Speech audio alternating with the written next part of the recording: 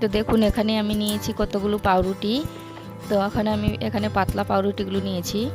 তো এগুলোর আমি সব জায়গাগুলোকে এরকম করে ছোট ছোট করে টুকরা করে নেব। তো আমি এখানে পুরা জায়গাগুলোও বাদ দিইনি, সবগুলোই নিয়ে নিয়েছি। তো দেখুন আমি সবগুলোকে এরকম করে টুকরা করে নিলাম। আর এখানে আমি নিয়েছি উষ্ণ গরম জল।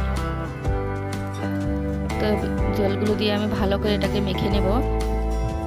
তো আপনারা চাইলে এখানে দুধও নিতে পারবেন, তো আমার কাছে দুধ ছিল না, তাই আমি এখানে উষ্ণ গরম জল নিয়েছি। তো এখানে নিয়েছি আমি ডিম। তো ডিমের আমি সাদা অংশগুলো নেব শুধু, আর কুসুমগুলো রেখে দেবো ডিমের মধ্যেই। তো দেখুন এরকম করে আমি নিয়ে নিলাম। তো এখানে নিয়েছি আমি 3টা ডিম। তো ডিমগুলোকে আমি এরকমভাবেই নিয়ে নেব।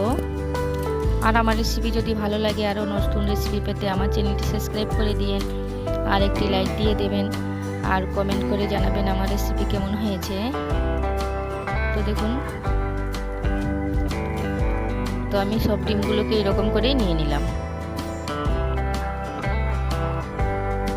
তো আবার আমি এখানে দিয়ে দিলাম আমি 2 টেবিল চামচ ময়দা, আর দিয়ে দিলাম স্বাদ মতো লবণ, আর দিয়ে দিলাম কয়েকটা কুচানো কাঁচা লঙ্কা, আর দিয়ে দিলাম 1 টেবিল চামচ ধনে পাতা, আর দিয়ে দিলাম পেঁয়াজ। তো এখানে আমি একটা ছোট পেঁয়াজ নিয়েছি, কারণ পেঁয়াজের খুব দাম তাই। তো এখানে দিয়ে দিলাম আমি গোলমরিচ বাটা 1 চামচ, আর দিয়ে দিলাম মরিচ। তো আমি মরিচগুলোকে শিলপাটায় বেটে নিয়েছি থেতো করে। তো সবগুলো আমি আবার একসাথে মেখে নেব ভালো করে। দেখুন তো সবগুলো আমি এরকম করে ভালোভাবে মেখে নিলাম। আর এবার আমি চুলোর মধ্যে তাওয়া বসিয়ে দিয়ে দিলাম, আর দিয়ে দিলাম সামান্য তেল। তো তেলগুলো আমি ভালো করে কড়াইয়ের তাওয়ার গায়ে লাগিয়ে নিলাম। দেখুন আর ওখানে আমি দিয়ে দিলাম মাখানো পাউরুটিগুলো। তো আমার তাওয়াটা খুব ছোট, তার জন্য আমি এক একটা করে বানালাম। দেখুন বানিয়ে নিচ্ছি। তো এখন আমি মধ্যে জায়গাটা একটু গর্ত করে নিলাম, আর এখন দিয়ে দেবো আমি এখানে ডিমের কুসুমগুলো। তো দিয়ে আমি এখানে একটু লবণ দিয়েছিলাম, এই জায়গাটা আমার স্কিপ হয়ে গেছে। তো এবার আমি এটাকে ঢাকনা লাগিয়ে দিলাম। তো দেখুন আমার এক পার হয়ে গেছে। তো এবার আমি উলট করে আরেকবারও ভেজে নেব। একটু ভালো করে ভেজে নেব একদম কম আগুনে। তো দেখুন কি সুন্দরভাবে হয়ে গেছে। তো এটাকে এবার আমি নামিয়ে নিলাম।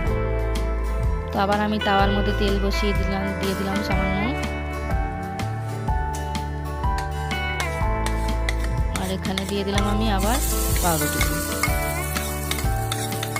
তো আমি এখানে 2টা বানিয়ে দেখিয়ে দিলাম। দেখুন তো আবার আমি এই জায়গাটাকে সামান্য গর্ত করে দিলাম, আর এখন দিয়ে দিলাম আমি ডিম দুটা।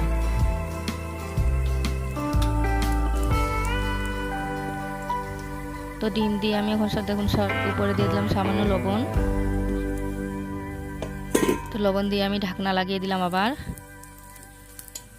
তো এক পার হয়ে গেছে, আমি উলট পালট করে আবার আরেকবার ভেজে নিলাম। দেখুন